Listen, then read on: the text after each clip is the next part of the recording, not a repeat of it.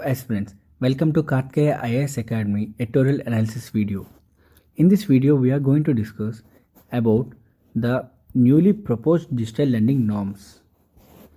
So this is very much important, and before getting into the topic let me explain you a small important thing, that is you can see these both articles, this one featured in the Indian Express and this one featured in the Hindu newspaper, and both of them having different titles.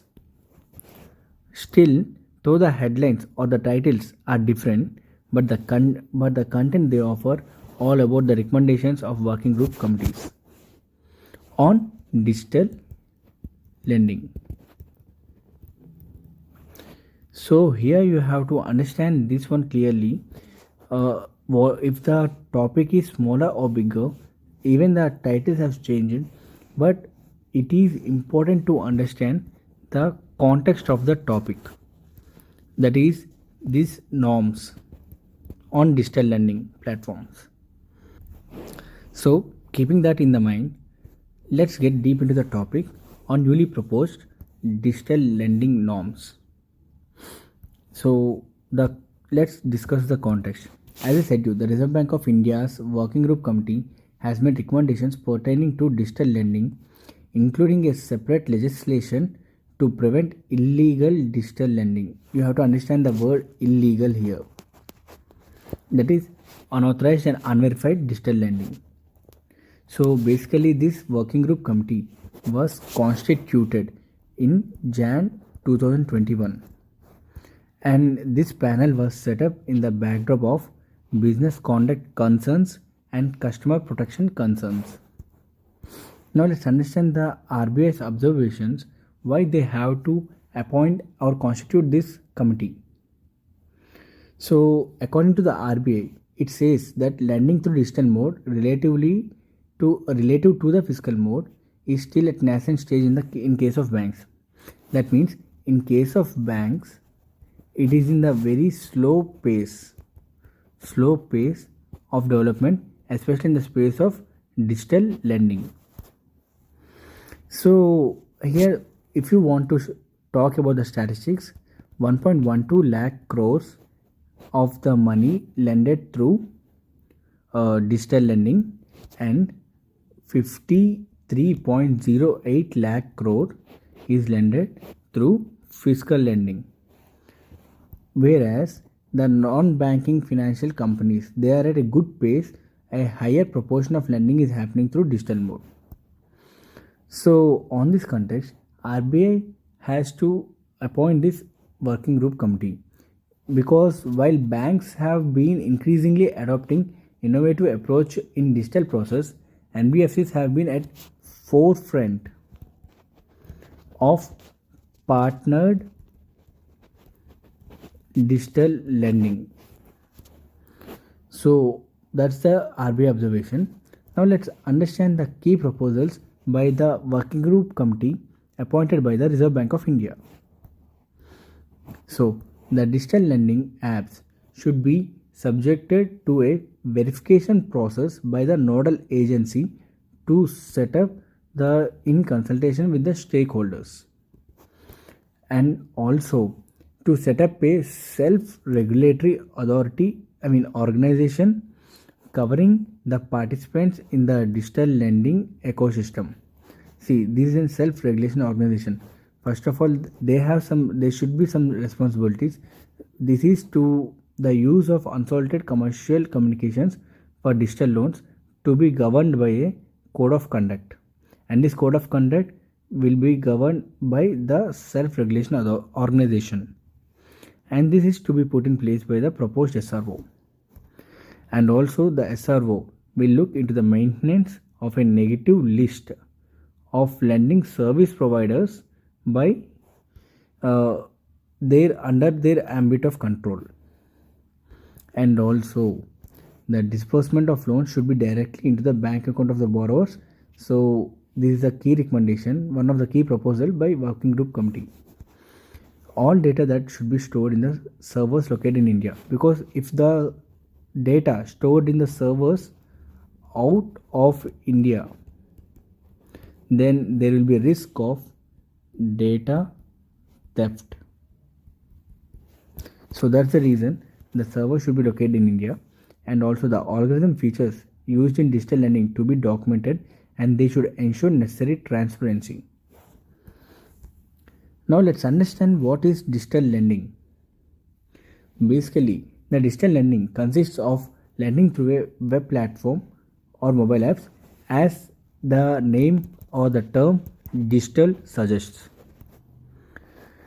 The banks have launched their own independent digital lending platforms to tap into the digital lending market by leveraging existing capabilities in traditional lending.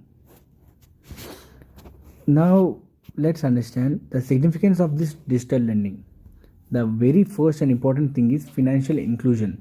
That means it help in meeting the huge huge unmet credit need.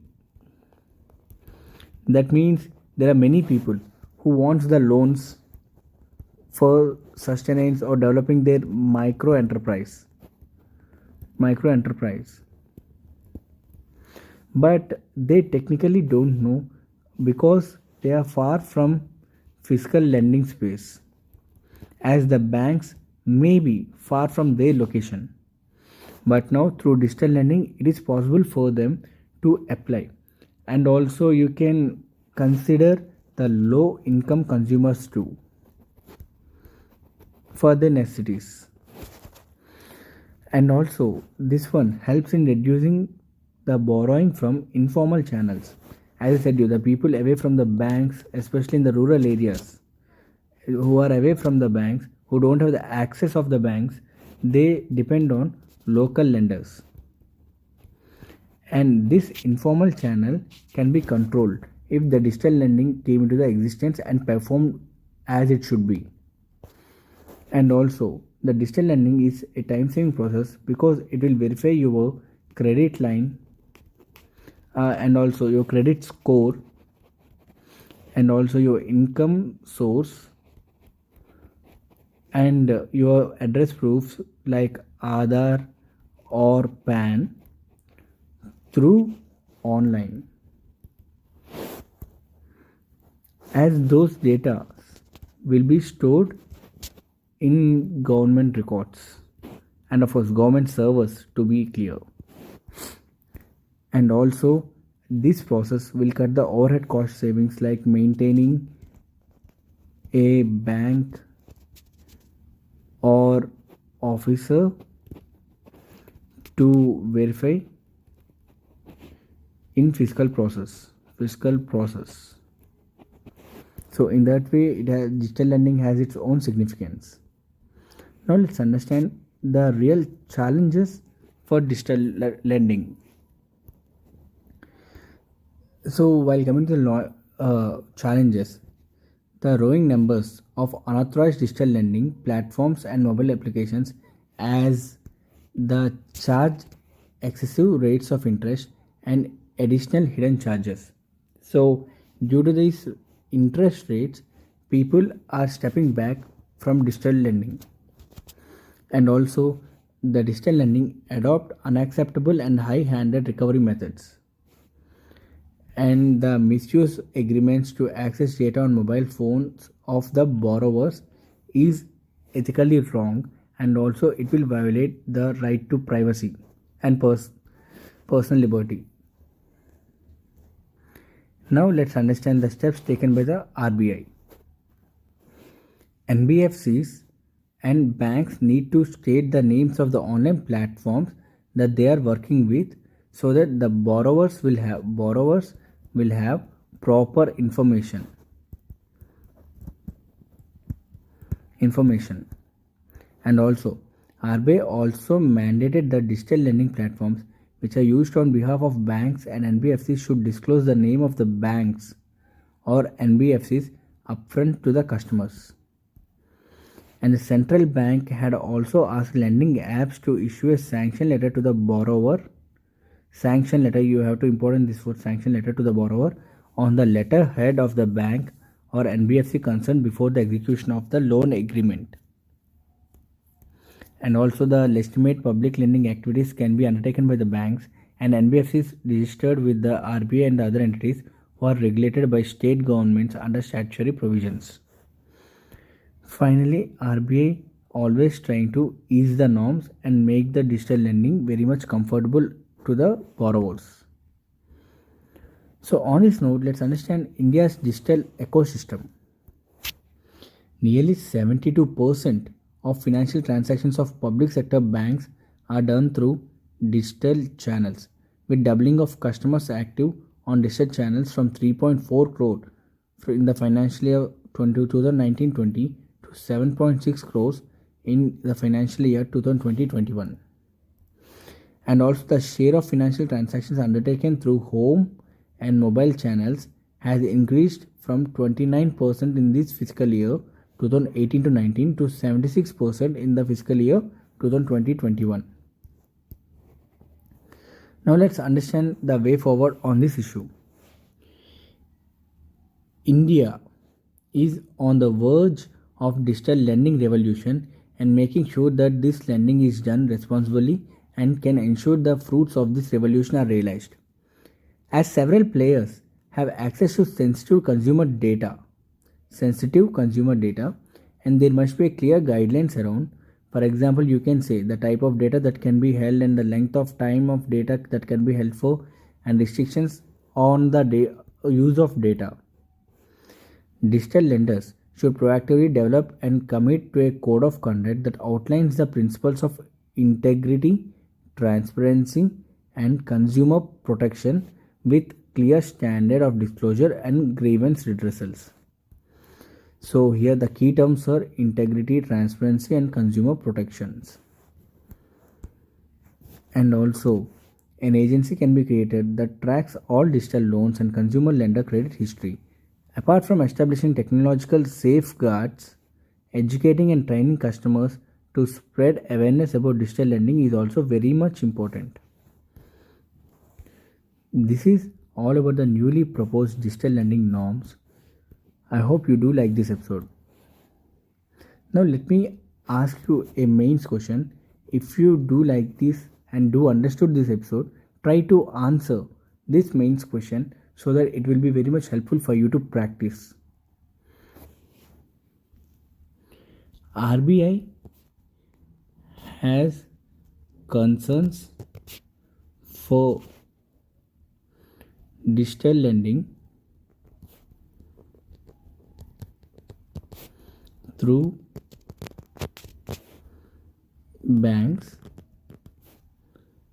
and to compete with banks to compete with NBFCs. Does the digital lending is possible as in the way that RBI intended? Briefly analyze. So try to answer this question, and yes, please share this video to your friends.